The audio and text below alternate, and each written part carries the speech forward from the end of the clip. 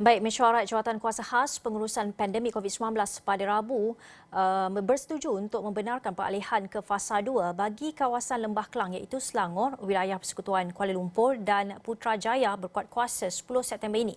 Turut dibenarkan adalah aktiviti pelancongan dalam negeri melibatkan penginapan di hotel dan rumah inap bagi individu yang lengkap 2 dos vaksin. Kita nak bercakap mengenai berita baik ini kepada pemain industri sendiri. Kita terus bersama Presiden Persatuan Kampung Stay dan Homestay Malaysia, Encik Zohaimi Muhammad Sori. Selamat tengah hari, Encik. Selamat tengah hari. Terima kasih Asrowani. Ya, Encik Zohaimi, mungkin Encik Zohaimi boleh nyatakan reaksi pertama ataupun pandangan pihak Persatuan sendiri berhubung pengumuman Perdana Menteri semalam iaitu kebenaran melancong dalam negeri dan penginapan di hotel atau homestay bagi yang lengkap vaksinasi. Uh, Pertama sekali bagi pihak Persatuan, saya mengucapkan berbanyak-banyak terima kasih kepada pihak kerajaan, terutamanya Yang Amat Berhormat Perdana Menteri atas pengumuman ini. Yang mana ini membuka peluang kepada sektor ekonomi untuk mula bergerak. Ini dah merupakan first step yang membolehkan kita memulakan perniagaan semula. Itulah pandangan awal yang kita dapat berikan dari pihak Persatuan. Ya, bagaimana pula dengan kelonggaran SOP pelancongan ini memberi impak kepada pengusaha pelancongan dan juga homestay di Selangor terutamanya untuk menerima kehadiran pelancong dari Kuala Lumpur dan juga Putrajaya. Mungkin limpahan ekonomi di Lembah Kelang lebih tinggi berbanding di negeri-negeri fasa 2 yang lain sebelum ini. Pandangan Encik Zohaimi sendiri. Kelonggaran SOP ini adalah satu perkara yang sangat baik, yang mana kita tengok telah ramai lebih daripada mungkin 70-80% penduduk di sekitar kawasan Lembah Kelang, Kuala Lumpur dan juga Putrajaya dan juga Selangor yang telah pun divaksin. Yang mana ini membolehkan mereka memulakan pergerakan yang membolehkan mereka pergi sama ada ke hotel ataupun ke homestay dan kampung stay yang berada di kawasan negeri Selangor.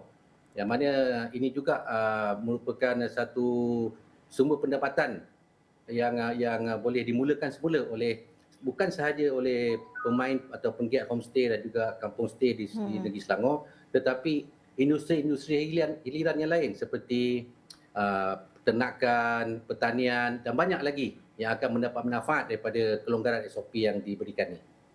Ya, Encik Zohaimi, apa yang penting apabila perkara ini ataupun industri pelancongan ini dibuka ketika ini adalah untuk mengembalikan keyakinan pengunjung itu sendiri. Bagaimana dari segi langkah keselamatan dan juga kebersihan yang diamalkan para pengusaha untuk mendapat keyakinan pengunjung? Apa mungkin garis panduan serta perkara-perkara yang telah diutamakan oleh pengusaha homestay Persatuan dalam memastikan SOP yang ditetapkan oleh MKN, MOTEK ini sentiasa dipatuhi?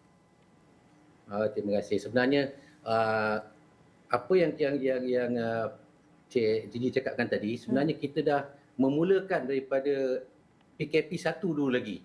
Sebab pada ketika tu kita menjagakan mungkin pandemik ini dalam makan masa yang singkat. Jadi kita dah mulakan. Kita dah mula membuat sanitize bilik-bilik dan juga tempat-tempat kunjungan pelancong seperti di rumah-rumah dan juga pusat-pusat aktiviti. Dan juga kita memastikan mereka menggunakan mask, sanitizer, social distancing dan banyak lagi, terutama makanan dan juga sebagainya. Jadi benda itu dah lebih setahun kita amalkan dan sekarang ni mungkin sudah telah tiba masanya bagi pihak pengusaha kampung stay dan homestay di negeri Selangor untuk mempraktikkan apabila pelancong yang benar-benar datang pada selepas 10 hari bulan.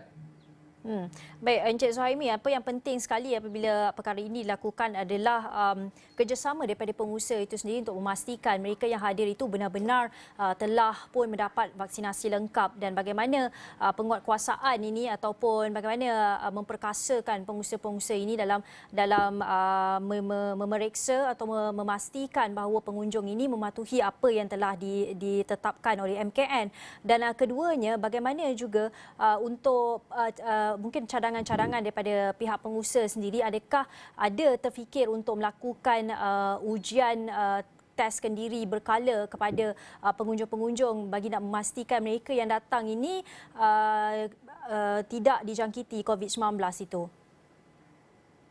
Pertama sekali kita pun telah mewawarkan kepada semua pengusaha-pengusaha di seluruh negara yang mana apabila pelancong tu datang, pertama sekali kita kena ikut SOP yang telah ditetapkan oleh MKN.